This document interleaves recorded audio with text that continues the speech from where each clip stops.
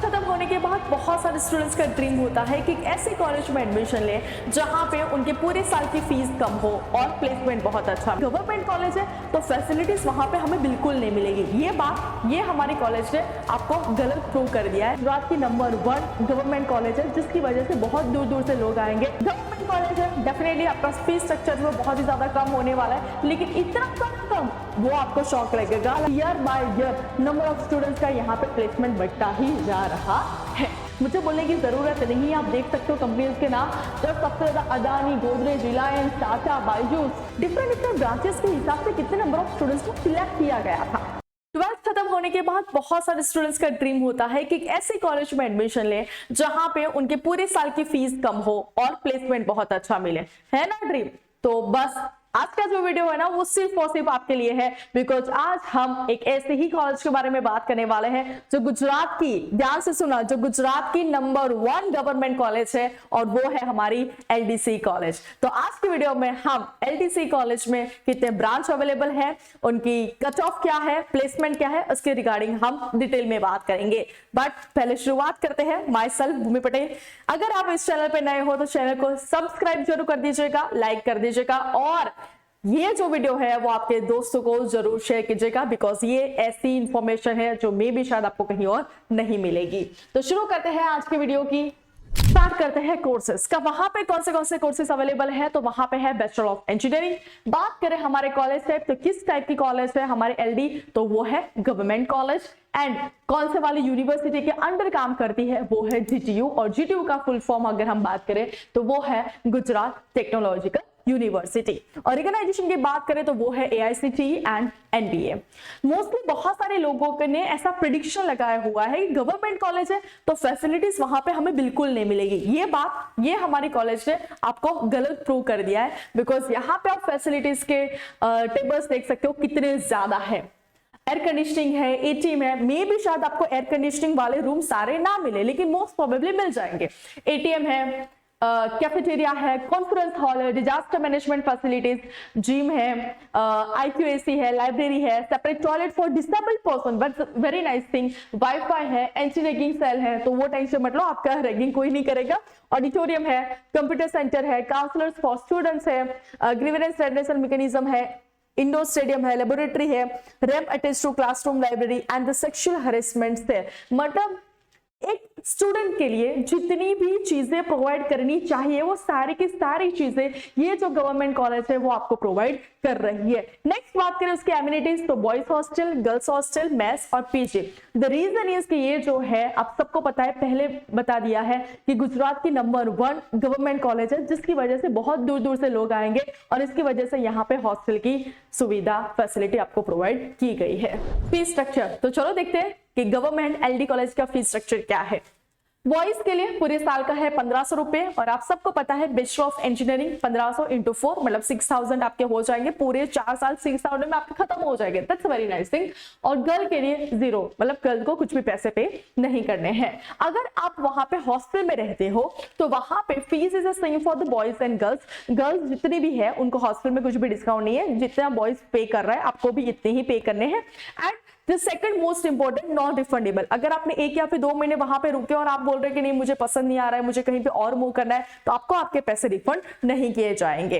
तो first year में आपका जो हॉस्टल फीस होगा वो 4200, सेकंड, थर्ड और फोर्थ ईयर के लिए 1200 सेम ही रहेगा। इंटेक कितने ब्रांचेस यहाँ पे अवेलेबल है, चलो देखते हैं। सबसे ज्यादा नंबर ऑफ ब्रांचेस इस कॉलेज में अवेलेबल है। Artificial intelligence and machine learning, AIML, सबको पता है आजकल का सबसे डिमांड वाला ब्रांच है।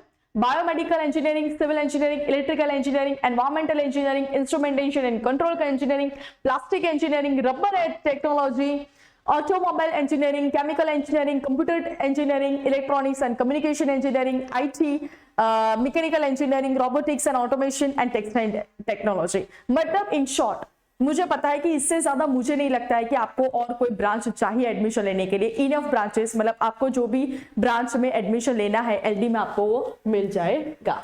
इंटेक कितनी सीट्स वहां पे है, और कितनी सीट्स कैसे फुलफिल होती है, मतलब कैसे भरी जाती है। तो फर्स्ट ऑफ ऑल हम बात करें डिफरेंट ब्रांचेस की डिफरेंट सीट्स की।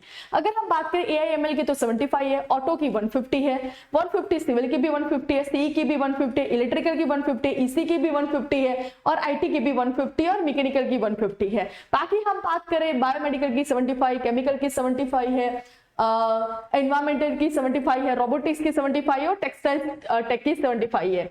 बात करें हम IC की तो 113 है। ये है हमारी टोटल नंबर ऑफ सीट्स। अगर हम सारे ब्रांचेस के total number of seats count करें तो वो हो जाते टोटल 1689। मतलब यहाँ पे इतनी ज्यादा सीट्स है कि आपके चांसेस बहुत ही ज्यादा है यहाँ पे एडमिशन लेने के, अगर आपका मेरिट में अच्छा रैंक आता है तो।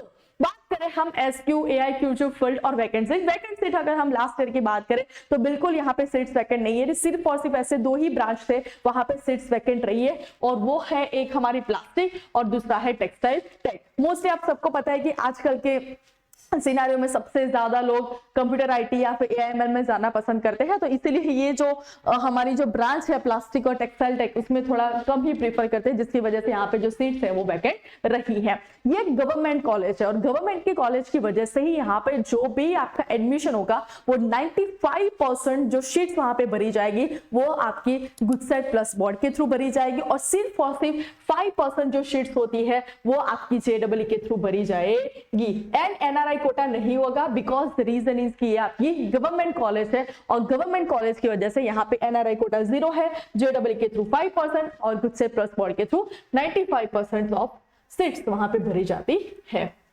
नेक्स्ट कट ऑफ की बात करें, बोर्ड प्लस गुडसेट के थ्रू कितने कट ऑफ हुए थे, मतलब कौन सा मेरिट लाइक अगर आता है तो कौन सी ब्रांच में अगर आपका एडमिशन मिल जाता है, ओवरऑल आइडिया आपको इस बार का आ जाएगा।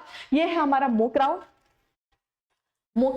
और ये है हमारा थर्ड राउंड। मॉक राउंड जो ट्रायल राउंड होता है जहां पे आपको थोड़ा बहुत आइडिया आ जाता है कि इस कॉलेज में मेरे चांसेस है कि नहीं है। तो डिफरेंट ब्रांचेस यहाँ पे है।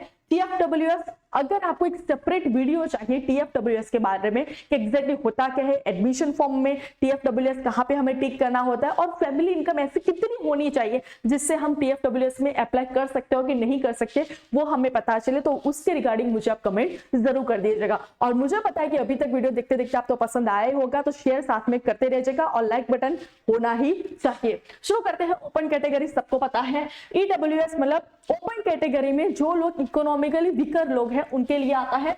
SCBC, SC और ST डिफरेंट ब्रांचेस आप यहाँ पे देख सकते हो। ये थर्ड राउंड का और ये मॉक राउंड का है। आप देख सकते हो मोस्टली आप सबको पता है कि मॉक राउंड से थर्ड राउंड तक जाते जाते जो मेरा मेरिट है वो डाउन होता ही होता है, लेकिन हर बार इवन 0.5% केसेस ऐसे भी होते हैं कि सिनारियो अप हो जाता है। मोस्ट प्रोबेबली 98 या फिर 99% मेरिट जो होता है डाउन ही होता है, लेकिन 0.01 या 2% ले लीजिए कि वो अप होने के चांसेस है। यहाँ पे आप देख सकते हो मैं जो मोस्ट प्रोबेबली हाईएस्ट नंबर के जो ब्रांचेस अभी सब लोग स्टूडेंट ज्यादा प्रीफर करते हैं उसके रिगार्डिंग मैं यहाँ पे एक्सप्लेन करूंगी। मैं थोड़ी देर के लिए साइड में हट जाती हूँ। अगर आपको अपने फोन में इसका फोटो चाहिए तो एक स्क्रीनशॉट ले लीजिएगा। डन, चलो शुरू करते हैं ब्रांच CE की। TWS में फर्स्ट जो मॉक राउंड था वहां पे जो मेरिट आपका अटका हुआ था 307 या फिर उसके अंदर जो एक्सटेंड होके थर्ड राउंड में 313 तक चला गया था।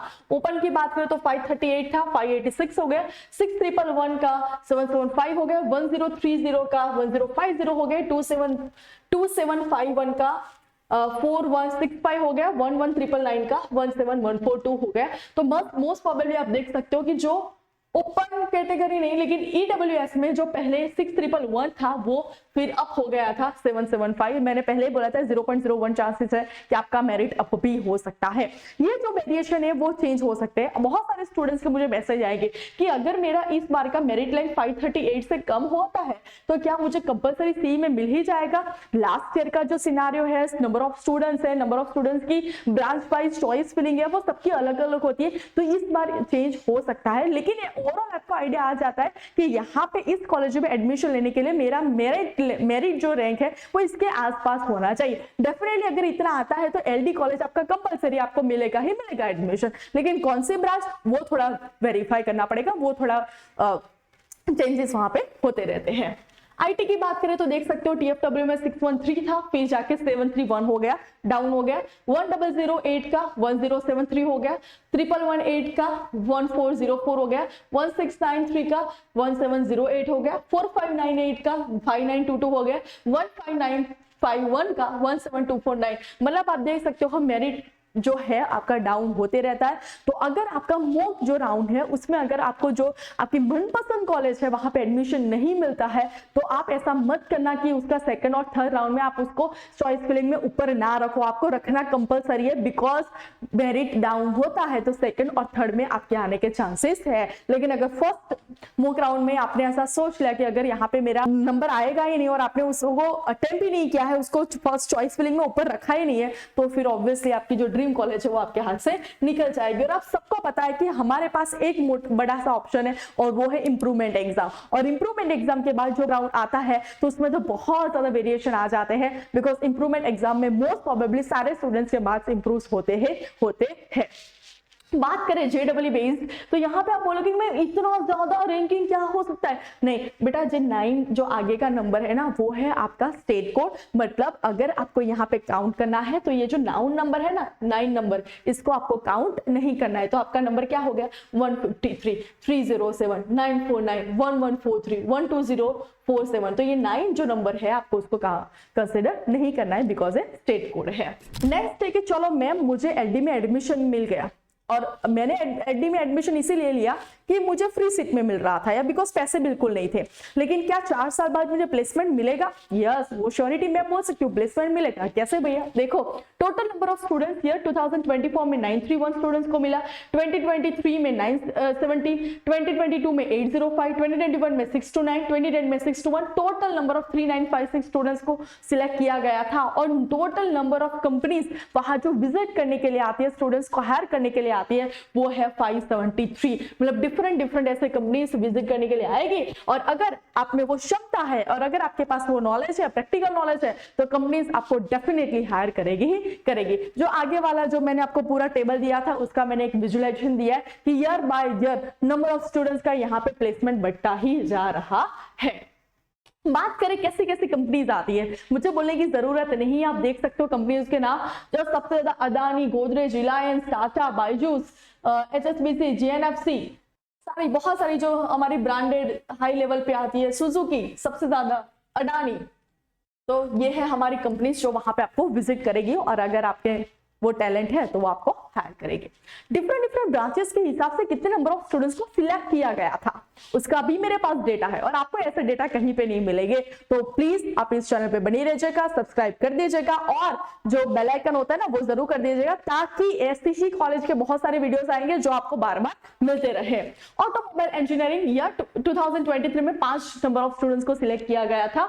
बायोमेडिकल में 9, केमिकल में 64, सिविल में 79, कंप्यूटर में 151, इलेक्ट्रिकल में 114, ईसी में 87, एनवायरमेंटल में 24, इंफॉर्मेशन टेक्नोलॉजी में 128, इंस्ट्रूमेंटेशन एंड कंट्रोल इंजीनियरिंग में 75, मैकेनिकल में 127, प्लास्टिक में 30।